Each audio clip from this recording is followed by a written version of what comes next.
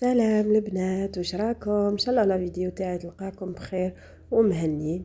رجعت لكم بفيديو جديد وروتين جديد. يعني كنت غبت عليكم شويه، لانه كنت حبست يعني مده ما خدمتش.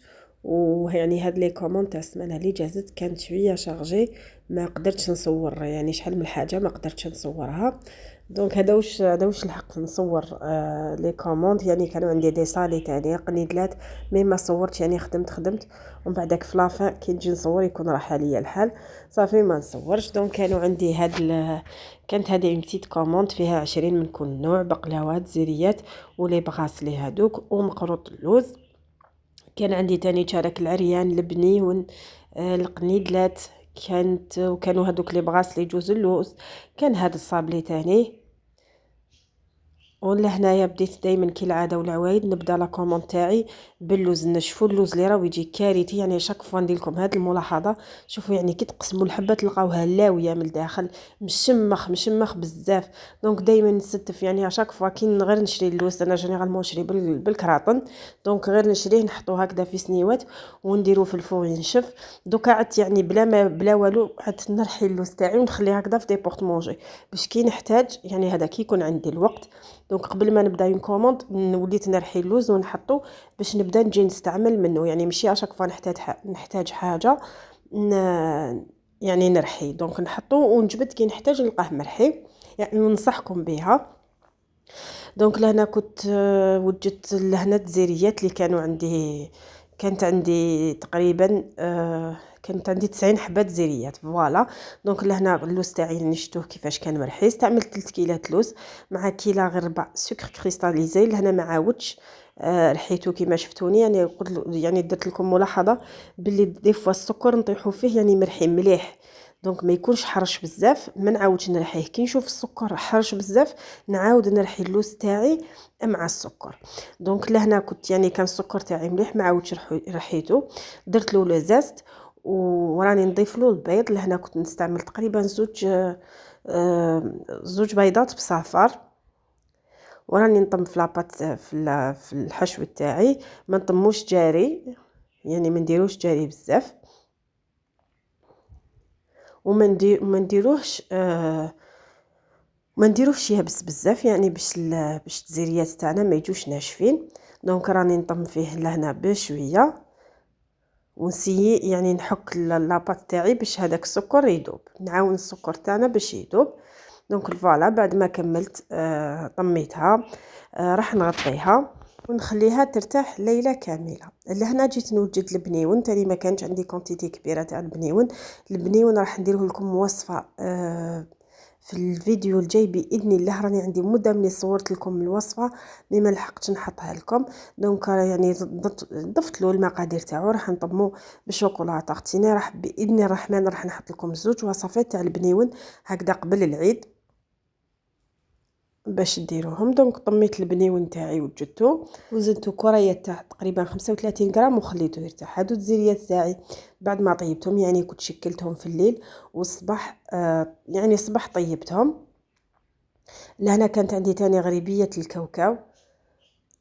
يعني هنا كنت نخدم في الليل، هاد لا كوموند خدمتها في الليل، درت شارك العريان ودرت الغريبيه وشكلت البنيون. يعني كنت وزنتهم بعد عيد، دونك خليته حتى الغدوه من داك الصباح باش تقلاصيتو. لهنا بعد ما طبعت كامل الغريبيه تاعي راح نضيف لها شويه من الفوق كاوكاو ملحي خشين، فوالا. وطيبتها لهنا لو لوندوما. قلت لكم البنيوي كان ما كفانيش الوقت، يعني كانت لا كوموند تروح هاد النهار مزيان، يعني ما كانتش كميه كبيره. نط بالخف كلاصيتو ودرت له حبه ما درته بالمكسرات. لهنا دائما كي ديروا البنيون ولا اي صابلي ولا اي كاطو تكلاصيوه بالشوكولا ما تخلوش بارد بزاف، يعني خرجوه من اللي كان في الفريجيدار، خرجوه يدفى شويه باش تكلاصيوه لانه راح يتشق لكم. لهنا جيت ندير الصابلي. لهنا كانت عندي كوموند تاع 50 حبه صابلي. انا زدت يعني تقريبا واحد 15 حبه هكذاك، ولا كانوا يعني ولادي يحبوا صابلي.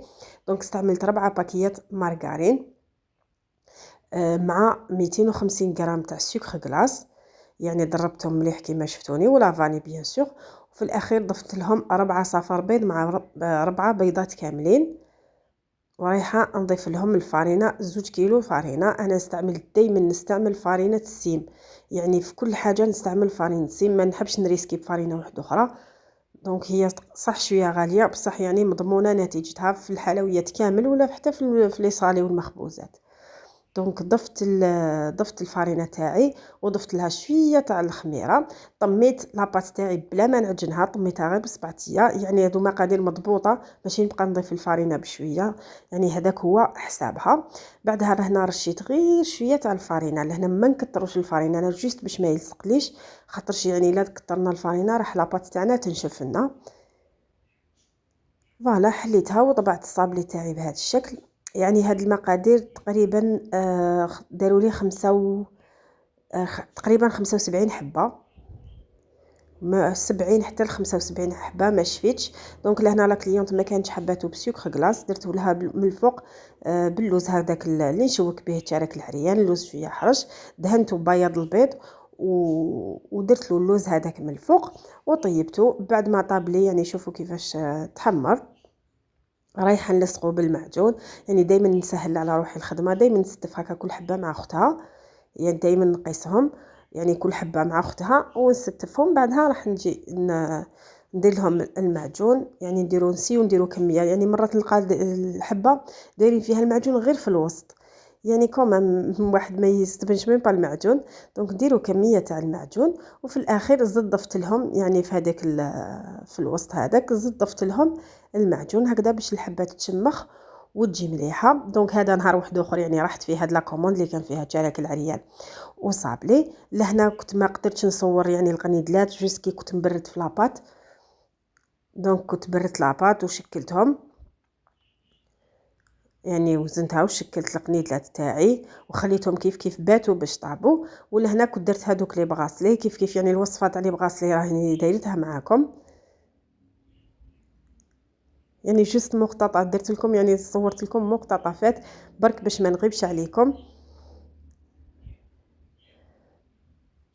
فوالا كنت نشكل فيهم. لهنا كنت درتهم بجوز ولوز، درت خليط بين جوز ولوز وكيلت 3 كيلات مكسرات مع كيله غير ربع سكر عادي، وطميتهم ببياض البيض خليتهم مرتاحوا. من بعدها وزنتهم كريات تاع تقريبا 45 40 حتى ل 45 غرام، شكلتهم دي بغاسلي وطيبتهم وعسلتهم. وهذا هو الشكل النهائي تاعهم وتاع لي كوموند اللي لحقت نصورهم لكم. دونك هذه هي لا فيديو تاع نهار اليوم. ما بقى عليا غير نقول لكم تهلاو في روحكم بزاف بزاف.